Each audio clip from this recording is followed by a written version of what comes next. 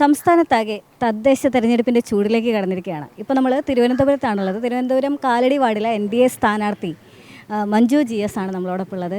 എന്താണ്, ഇതൊരു മൂന്നാം തവണയാണല്ലോ ഒരു വിജയത്തിന് വേണ്ടിയുള്ള തയ്യാറെടുപ്പ്. എന്താണ് ഈ ഒരു പ്രചരണത്തിന് ഈ ഘട്ടത്തിലൊക്കെ തോന്നുന്നത്? നമ്മുടെ ഭാരതീയ ജനതാ പാർട്ടിയുടെ ക്യാപ്ഷൻ തന്നെ മാറാത്തത് ഇനി മാറും. വികസിത അനന്തപുരി എന്നുള്ളതാണ് നമ്മുടെ ലക്ഷ്യം. അപ്പോൾ അതുമായി ബന്ധപ്പെട്ടുകൊണ്ട് കഴിഞ്ഞ പാർലമെൻറ്റ് ഇലക്ഷൻ കഴിഞ്ഞത് മുതൽ രാജീവ് ചന്ദ്രശേഖറിൻ്റെ നേതൃത്വത്തിലുള്ള വർക്ക് തുടങ്ങിക്കഴിഞ്ഞു. ഈ പ്രാവശ്യം നമ്മുടെ കോർപ്പറേഷൻ ഭാരതീയ ജനതാ പാർട്ടി പിടിച്ചെടുക്കും. അതുതന്നെയാണ് ക്യാപ്ഷൻ. ആ ഇലക്ഷന് 72 വാർഡുകളിൽ 1-ാം സ്ഥാനത്ത് വന്നിട്ടുണ്ടായിരുന്നു. അപ്പോൾ അതിൻ്റെ അടിസ്ഥാനത്തിൽ നമ്മൾ വർക്ക് തുടങ്ങിയിട്ടുണ്ട്. ഇപ്രാവശ്യം നമ്മുടെ മേയർ ഉണ്ടാവും. കാരണം ജനങ്ങൾക്ക് അത്യാവശ്യം വേണ്ടുന്ന ഒരു കാര്യവും നടപ്പിലാക്കുന്നില്ല എന്നത് തന്നെയാണ്. ടാക്സ് പിരിച്ചതിന് ശേഷം നമ്മുടെ വേസ്റ്റ് കളക്ഷൻ നടക്കുന്നില്ല, റോഡുകൾ കൃത്യമാവുന്നില്ല, പൈപ്പ് എപ്പോഴും പൊട്ടി എപ്പോഴും പ്രശ്നമാണ്, സിവറേജ് സംവിധാനമില്ല, റോഡുകളിൽ കൂടി പട്ടിശല്യം. അപ്പോൾ ഇതിനെല്ലാം പദ്ധതികൾ ഉണ്ടായിരുന്നാലും ഇത് ആവിഷ്കരിക്കാൻ പറ്റാത്ത ഒരു നഗരസഭയും ഒരു സംസ്ഥാന ഗവൺമെൻറ്റുമായി മാറിക്കൊണ്ടിരിക്കുകയാണ്. അപ്പോൾ ജനങ്ങളുടെ ആവശ്യം മുൻനിർത്തി നമുക്ക് ഈ കാര്യങ്ങളൊക്കെ ഒരുപാട് നന്നായി ചെയ്യുവാൻ കഴിയുന്ന പദ്ധതികളാണ്. ഇഷ്ടംപോലെ പദ്ധതികൾ സെൻട്രൽ ഗവൺമെൻറ് കൊടുക്കുന്നുണ്ട്. ആ പദ്ധതികൾക്ക് വേണ്ടിയിട്ട് പണം കൊടുക്കുന്നുണ്ട്. അതൊന്നും ചെയ്തു തീർക്കാൻ പറ്റുന്നില്ല എന്നുള്ളൊരു സത്യമാണ് മുന്നിലുള്ളത്. അപ്പോൾ ഉദ്യോഗസ്ഥരെയാണെങ്കിൽ അവരുടെ കൈപ്പിടിയിലാക്കിക്കൊണ്ട് എല്ലാത്തിനും ലാഗ് ചെയ്യുന്ന ഒരവസ്ഥ. തിരുവനന്തപുരം നമ്മുടെ DPCയിലെ ഒരു മെമ്പർ കൂടിയാണ് ഞാൻ. അപ്പോൾ തിരുവനന്തപുരം ജില്ല മൊത്തത്തിൽ ചിലവാക്കുന്നതിൻ്റെ പകുതി നഗരസഭയാണ് ചിലവാക്കേണ്ടത്. ആ നഗരസഭ ചിലവാക്കുന്നതിൻ്റെ ഒരു 50% ഫണ്ട് പോലും ചിലവാക്കാൻ കഴിയാത്ത നഗരസഭയായിട്ടാണ് തിരുവനന്തപുരം നഗരസഭ മാറിയിരിക്കുന്നത്. അപ്പം അതിൻ്റെ പ്രശ്നങ്ങൾ നമ്മുടെ റോഡുകളിലും മറ്റ് പദ്ധതികളിലുമൊക്കെ ഇഴഞ്ഞിഴഞ്ഞ് പോവുകയാണ്. അതുകൊണ്ട് ജില്ല തന്നെ ഏറ്റവും അവസാനത്തെ സ്ഥാനത്തോട്ട് പോയിരിക്കുന്ന ഒരവസ്ഥയാണ്. അപ്പോൾ അതിനൊരു മാറ്റം വരുത്തണം. നമ്മുടെ ഈ 2014 നരേന്ദ്രമോദിജി നമ്മുടെ ഭാരതത്തിൻ്റെ പ്രധാനമന്ത്രി ആയതിനു ശേഷം ഇഷ്ടം പോലെ പദ്ധതികളാണ് നടപ്പിലാക്കാനായിട്ട് കൊണ്ടുവന്നിട്ടുള്ളത്. അതൊന്നും നഗരസഭ വഴി നടപ്പിലാക്കാനുള്ളതൊന്നും നടപ്പിലാക്കുന്നില്ല. ഇപ്പോൾ ഈ തിരുവനന്തപുരം നഗരസഭയ്ക്കകത്ത് എവിടെയെങ്കിലും വികസനമുണ്ടെങ്കിൽ അത് പ്രധാനമന്ത്രിയുടെ പദ്ധതിയായിട്ടുള്ള കേന്ദ്ര ഗവൺമെൻറ് പദ്ധതിയായിട്ടുള്ള അമൃതിലൂടെയും സ്മാർട്ട് സിറ്റിയിലൂടെയും സ്വച്ഛ് ഭാരതിൻ്റെ എമൗണ്ട് വഴിയും ഒക്കെ തന്നെ ചെയ്യുന്നതാണ്. അപ്പം അല്ലാതെ ഒരു വികസനം എന്ന് പറഞ്ഞു കഴിഞ്ഞാൽ മേൽത്തട്ടിലൊരു വികസനം മാത്രമാണ് കാണിക്കുന്നത്. അപ്പോൾ ഒരു റോഡ് ഇട്ട് കഴിഞ്ഞാൽ 2 ദിവസത്തിനകത്ത് പൊട്ടും, അല്ലെങ്കിൽ റോഡ് ഇട്ട് കഴിഞ്ഞാൽ അടുത്ത ദിവസം പൈപ്പ് പൊട്ടും. അപ്പോൾ ഈ ഡിപ്പാർട്ട്മെൻറ്റുകൾ തമ്മിലുള്ള കോർഡിനേഷൻ ഇല്ല. അപ്പോൾ ഇതിനൊക്കെ ഒരു അറുതി വരുത്തണമെങ്കിൽ ഈ കാലാകാലങ്ങളിൽ ഭരിച്ചുകൊണ്ടിരിക്കുന്ന നഗരസഭയുടെ ഇനെഫിഷ്യൻസിയാണ്. അപ്പോൾ അതുകൊണ്ട് ജനങ്ങൾക്ക് ഉപകാരപ്രദമായി എന്തെങ്കിലും ചെയ്യണമെങ്കിൽ കേന്ദ്രത്തിൽ നമ്മുടെ നരേന്ദ്രമോദിജിയുടെ ഭരണമുണ്ട്. അവിടെ നിന്ന് ആവശ്യത്തിൽ കൂടുതൽ ഫണ്ടുകൾ വരുന്നുണ്ട്. ആ ഫണ്ടുകൾ വിനിയോഗിക്കുവാൻ കഴിവുള്ള നേതൃത്വം വരണം. ഈ തിരുവനന്തപുരം നഗരസഭയിലേക്ക് ഒരു NDA മേയർ എത്തുമെന്നുള്ളൊരു പ്രതീക്ഷയിലാണ്. 100% ഉറപ്പാണ്.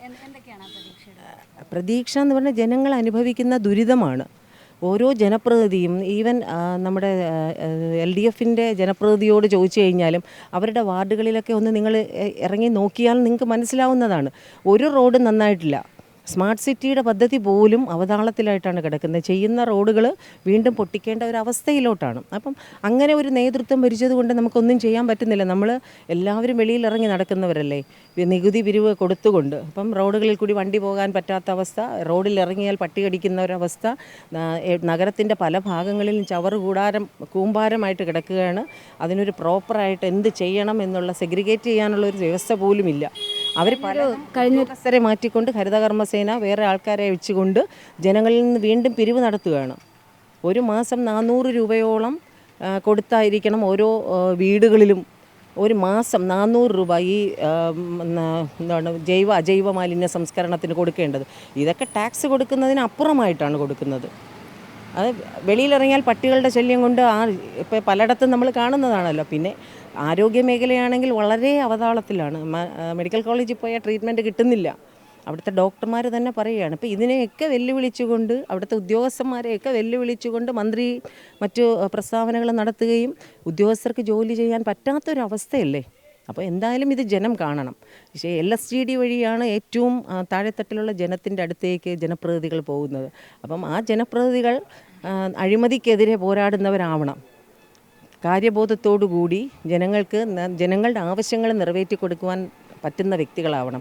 അങ്ങനെയുള്ള വ്യക്തികൾ നിങ്ങൾ നഗരസഭയിൽ എടുത്തു നോക്കിയാൽ കഴിഞ്ഞ 2 ടേമുകളായിട്ട് 35 BJP കൗൺസിലർമാരുണ്ടായിരുന്ന വാർഡുകളിൽ ചെന്ന് നോക്കിയാൽ ജനങ്ങളുടെ അഭിപ്രായം മനസ്സിലാവും. ഈ കഴിഞ്ഞ 10 വർഷമായിട്ട് ഒരു നേതൃസ്ഥാനത്തുള്ള ഒരു വ്യക്തി എന്ന നിലയിൽ നഗരസഭ എന്തായാലും NDA അല്ലാത്ത സാഹചര്യത്തിൽ എന്തൊക്കെയായിരുന്നു വെല്ലുവിളികൾ നേരിടേണ്ടി വന്നത്? ഞങ്ങൾക്ക് പ്രധാനമന്ത്രി ആവാസ് യോജന വഴി പദ്ധതി നടപ്പിലാക്കാൻ എല്ലാവർക്കും വീടില്ലാത്തവർക്ക് വീട് കൊടുക്കുവാനുള്ള ഒരു സംവിധാനമുണ്ടായിരുന്നു. ഏറ്റവും പൊട്ടിപ്പൊളിഞ്ഞിരിക്കുന്ന വീടാണെങ്കിൽ അത് മെയിൻ്റനൻസ് ചെയ്യാനുള്ള പദ്ധതികളുണ്ടായിരുന്നു. തീരെ മോശമായിട്ടുള്ള വീടുകളുണ്ടെങ്കിൽ അത് പൊളിച്ച് അവരെ വീട് വയ്ക്കാനുള്ള സംവിധാനമുണ്ട്. സ്ഥലമുള്ളവർക്ക് വീട് വയ്ക്കാനുള്ള ആ പദ്ധതികളൊന്നും നടപ്പിലാക്കിയിട്ടില്ല. 2021 വീട് വയ്ക്കുവാനുള്ള പദ്ധതി PMAY അത് ഞങ്ങളുടെ ഈ ഭരണസമിതിയിൽ 2021-25 ഭരണസമിതിയിൽ ഒരൊറ്റ പ്രാവശ്യം ഒരു DPR മാത്രമേ എടുത്തിട്ടുള്ളൂ. അതിനുശേഷം ആർക്കും വീട് വയ്ക്കുന്ന പദ്ധതിയിൽ ഉൾപ്പെടുത്തിയിട്ടേ ഇല്ല. അതൊരു വലിയ അപാകതയാണ്. പ്രധാനമന്ത്രി ആവിഷ്കരിച്ച PMAY പദ്ധതി 2022 എല്ലാവർക്കും ഭവനം എന്നുള്ളതാണ്. അത് ഇപ്പോഴും ലാഗ് ചെയ്ത് കൊടുക്കാനുള്ളവർക്ക് പോലും പണം കൊടുക്കാൻ പറ്റാത്തൊരവസ്ഥയാണ്. പിന്നെ സ്കൂളുകളിൽ അവസ്ഥ എന്ന് പറഞ്ഞു കഴിഞ്ഞാൽ ശരി, ഒരു പക്ഷേ അവർ ഇവരുടെ ഭരണത്തിന് കീഴിലുള്ള ഉദ്യോഗസ്ഥരായതുകൊണ്ട് ഇവരാരും പറയുന്നില്ല, ഹെഡ് മിസ്സസ്മാരോ ടീച്ചേഴ്സോ ഒന്നും പറയുന്നില്ല എന്നുള്ളത് മാത്രം. അവർക്ക് കുട്ടികൾക്ക് കൊടുക്കുന്നതിൻ്റെ ആഹാരത്തിൻ്റെ ഫണ്ടെല്ലാം കിട്ടുന്നത് ഒരുപാട് കാലം കഴിഞ്ഞിട്ടാണ്. പിന്നെ സ്കൂളിലൊരു ബസ് ഉണ്ടെങ്കിൽ ആ ബസ്സിൻ്റെ മെയിൻ്റനൻസ് കോസ്റ്റ് ഒക്കെ ചിലവാക്കേണ്ടത് PTA അല്ലെങ്കിൽ ആ പ്രദേശം ഉൾപ്പെടുന്ന റെസിഡൻസ് അസോസിയേഷനുകളും ഒക്കെയാണ്. അതൊക്കെ നമ്മളൊന്ന് കൂടുതൽ ചിന്തിച്ച്, ഇപ്പം ഞാൻ ഈ 10 വർഷം കൊണ്ട് ഇതിനകത്ത് നിൽക്കുന്ന വ്യക്തി എന്നുള്ള നിലയിൽ എൻ്റെ നേരത്തെ കാലടി വാർഡിലൊരു സ്കൂളായിരുന്നു. ആ സ്കൂള് O രാജഗോപാലിൻ്റെ സമയത്ത് 6 കോടി രൂപ ചിലവഴിച്ച് മികവുറ്റ കേന്ദ്രമാക്കി 100-ൽ താഴെ കുട്ടികൾ ഉണ്ടായിരുന്നത് ഇപ്പോൾ 700ഓളം കുട്ടികൾ എത്തിക്കഴിഞ്ഞു. ഇപ്പം ഞാൻ രണ്ടാമത് പോയ കരമനയാണെങ്കിൽ 5 സ്കൂളുകളുണ്ട്. ഈ സ്കൂളിൻ്റെയൊക്കെ അവസ്ഥ എന്ന് പറഞ്ഞു കഴിഞ്ഞാൽ വളരെ പരിതാപകരമാണ്. ബിൽഡിംഗ് ഇല്ല. ഇപ്പോൾ സ്മാർട്ട് സിറ്റിയുടെ ഭാഗമായിട്ട് ചോർന്നൊലിക്കുന്ന ബിൽഡിംഗ് ഉള്ളിടത്ത് പോലും AC ഒക്കെ ഫിറ്റ് ചെയ്ത് മികവുറ്റ കേന്ദ്രമാക്കി മാറ്റിയിരിക്കുകയാണ്. അതിൻ്റെ ബിൽഡിങ്ങിൻ്റെ വാൾസൊക്കെ പൊട്ടിപ്പൊലിഞ്ഞിരിക്കുകയാണ്. വെള്ളം വീഴുന്ന സ്ഥലത്താണ് ഈ AC ഫിറ്റിങ്സ് ഒക്കെ നടത്തിയിട്ടുള്ളത്. ഇതൊക്കെ ആരോടാ പറയേണ്ടത്? ആരോട് പറഞ്ഞാലും അത് വന്ന് നോക്കാനുള്ളൊരു സംവിധാനമില്ല. സ്കൂളുകളുടെ മതിൽ പൊളിഞ്ഞു കഴിഞ്ഞാൽ മതിൽ അടുത്ത അയൽ വീട്ടുകാർ കെട്ടട്ടെ എന്നുള്ളൊരു അവസ്ഥയിലോട്ടാണ് പോകുന്നത്. അപ്പോൾ സ്കൂളുകളുടെ വളരെ പരിതാപകരം. ആരോഗ്യ മേഖല അതിനേക്കാൾ ഇപ്പോൾ പ്രധാനമന്ത്രിയുടെ ഇൻഷുറൻസ് പദ്ധതിയുണ്ട്.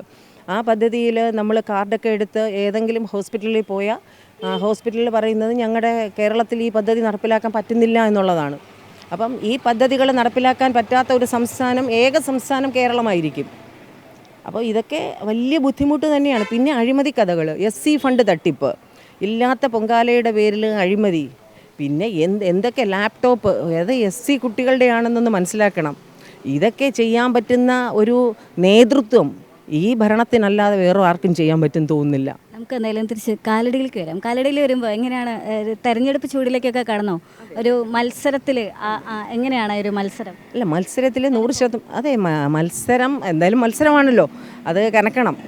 പക്ഷേ ഇവിടെ സംബന്ധിച്ചിടത്തോളം 100% ഭാരതീയ ജനതാ പാർട്ടിയോടൊപ്പമാണ് നിൽക്കുന്നത്. ഞാൻ 2015 വന്നതിന് ശേഷം കാലടി ആ സമയത്ത് കിടന്ന കാലടിയും ഇപ്പോഴുള്ള കാലടിയും തമ്മിൽ നോക്കിക്കഴിഞ്ഞാൽ 10 വർഷം ആ കാലയളവ് നോക്കിക്കഴിഞ്ഞാൽ കാലടിയുടെ വികസനം ഒരുപാട് കൂടുതലാണ്. ഒന്നാമതായിട്ടും നമ്മുടെ സ്കൂൾ തന്നെയാണ് പറയേണ്ടത്. ആ കാലടിയിൽ നിന്ന് കാലടിയുടെ എൻട്രി ഇങ്ങോട്ട് കഴിഞ്ഞ് വരുമ്പോൾ കുട്ടികളുടെ നിഷ്കളങ്കമായ സൗണ്ട് അത് ഇവിടെ ഒരു പോസിറ്റീവ് എനർജി ഉണ്ടാക്കിയിട്ടുണ്ട്. അപ്പം നമ്മൾ ഓരോ ദിവസവും വികസനം എന്ന് പറയുമ്പോൾ വികസിച്ച് കഴിഞ്ഞാൽ വീണ്ടും അടുത്ത സ്റ്റെപ്പിലോട്ടുള്ളതാണ്. 1 കിട്ടിയാൽ 10, 10 കിട്ടിയാൽ 100 എന്നുള്ളത്. അപ്പം നമ്മളോട് പറഞ്ഞു കഴിഞ്ഞാൽ വികസനം ഉണ്ടാകും എന്ന് ജനങ്ങൾക്കറിയാം. അപ്പം ആ ഒരു സംഭവം ഇവിടെ കാലടിയിൽ മൊത്തത്തിൽ ജനങ്ങളുടെ മുന്നിലുണ്ട്. അപ്പോൾ അതുമല്ല, O രാജഗോപാൽ ഇവിടെ MLA ആയിരുന്ന സമയത്ത് ഇവിടുത്തെ എല്ലാ കടവുകളുടെ വികസനവും നടത്തി. ഏറ്റവും അത്യാവശ്യം വാട്ടർ സോഴ്സൊക്കെയാണ് പ്യൂരിഫൈ ചെയ്യേണ്ടത്. അപ്പോൾ അതുമായിട്ട് ബന്ധപ്പെട്ട് അദ്ദേഹത്തിന് ചെയ്യാൻ പറ്റുന്നതിൻ്റെ പരമാവധി അദ്ദേഹം ഫണ്ട് വിനിയോഗിച്ചുകൊണ്ട് ചെയ്തു. പിന്നെ ലൈറ്റ്, രാത്രികാലങ്ങളിൽ ഇപ്പോൾ കൂടുതൽ നമ്മുടെ നൈറ്റ് വാക്കൊക്കെ കൂടുതൽ പ്രൊമോട്ട് ചെയ്യുന്ന സമയമാണല്ലോ. അപ്പോൾ രാത്രികാലങ്ങളിൽ എല്ലാ സ്ഥലത്തും ലൈറ്റുണ്ട്. ഹൈമാസ് ലൈറ്റുകൾ 5 എണ്ണം ഇവിടെ വെച്ചിട്ടുണ്ട് കാലടിയിൽ. പിന്നെ സ്കൂളിൻ്റെ വികസനം, പിന്നെ ഒരു NSS കരയോഗം റോഡുണ്ട്. എത്രയോ വർഷങ്ങളായിട്ട് ചാക്കിട്ടാണ് ആ കരയോഗത്തിൽ പോകേണ്ടത് മഴ വരുന്ന സമയത്ത്. അപ്പോൾ ആ റോഡിൻ്റെ വികസനത്തിന് O രാജേട്ടൻ നല്ല ഫണ്ട് കൊടുത്തുകൊണ്ട് നല്ല ഹൈറ്റ് ചെയ്ത് ഉയർത്തി നന്നായി ചെയ്തിട്ടുണ്ട്. അപ്പോൾ ഇതൊക്കെ ജനങ്ങളുടെ മനസ്സിലുണ്ടല്ലോ.